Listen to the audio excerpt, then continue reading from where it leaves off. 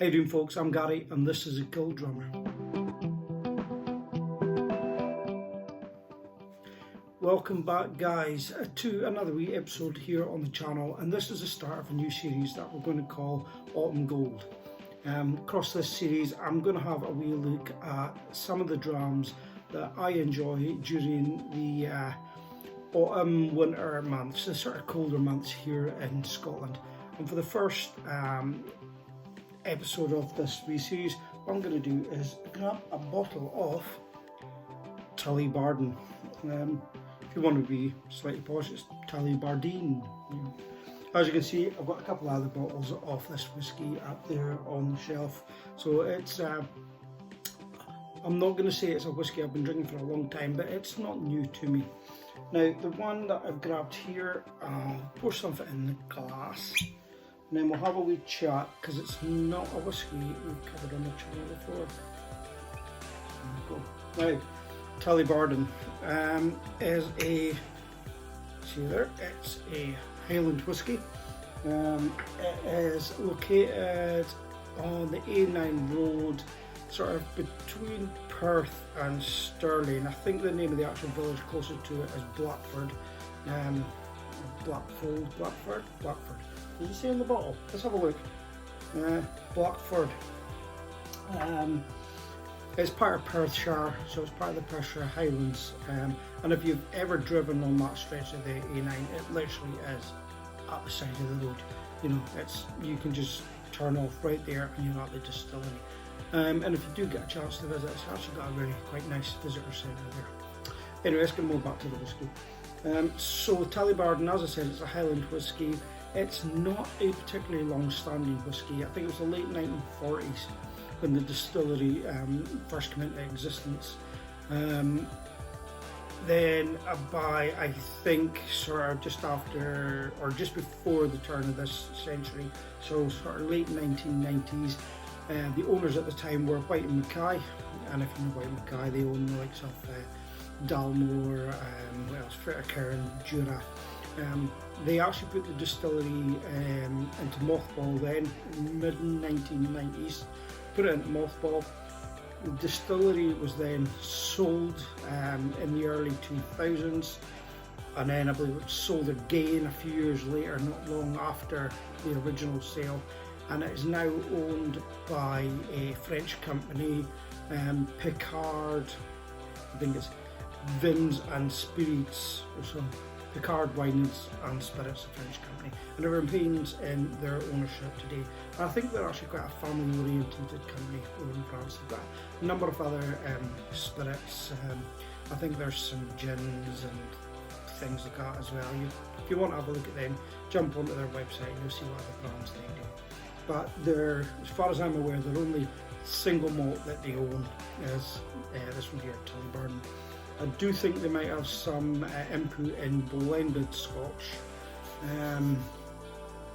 Highland Queen, possibly blended Scotch. You might have to go and have a wee search on that, but I think they have some input in that one as well. Not 100% sure, but I think so.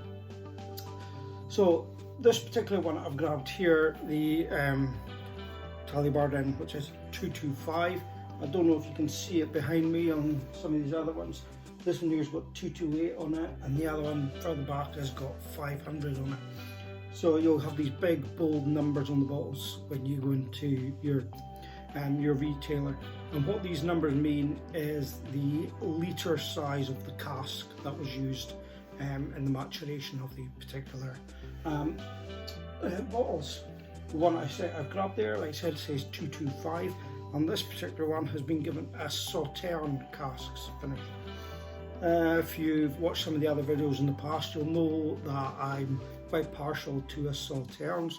And if you don't know what a Sauternes is a French wine, French grape wine, which the grape has been left to rot a little bit more on the vine than normal grapes, so it starts to raisin whilst it's on the vine. It concentrates the juices within the grape. They then pull it off and then make a kind of a sweeter dessert wine from these white grapes. and it's Sauternes. There's terms out there, some people call it the noble rot, where they deliberately leave the grape to rot on the vine. But yeah, that's what we call it, Sauternes. Okay, so let's have a little sniff at this one and see how it goes.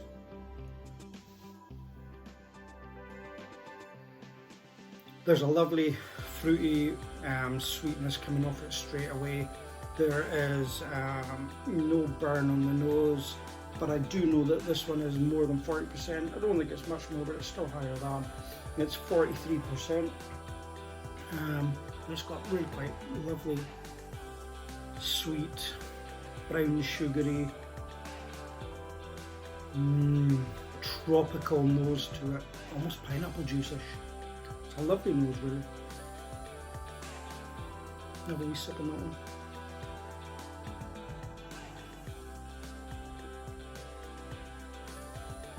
Pineapples again, really quite nice pineapple thing coming in it.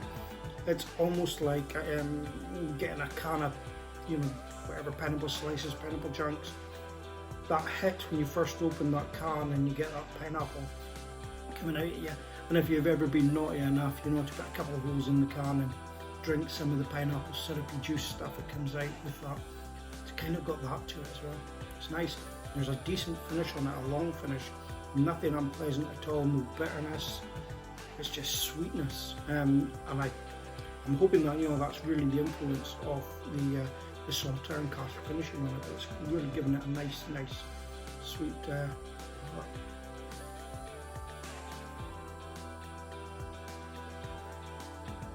Yeah, lovely. Brown sugar, pineapples, citrus, orangey, zesty, lemon. There's a little fizzy tingle on my tongue. And then a really nice finish. It's not leaving anything nasty at all. In fact, it's making me want to drink some more of this. As I say, so the Sauternes is something I've enjoyed. So I know roughly what I'm expecting from a Sauternes finish. Some of them can be harder on the Sauternes, that. There's a Glen Murray, which is a full 14-year full maturation on the Sauternes. That's a heavy Sauternes maturation, and it's a high ABV. But it's lovely if you know what it is. This is a lower ABV, but you can tell that Sauternes maturation's there.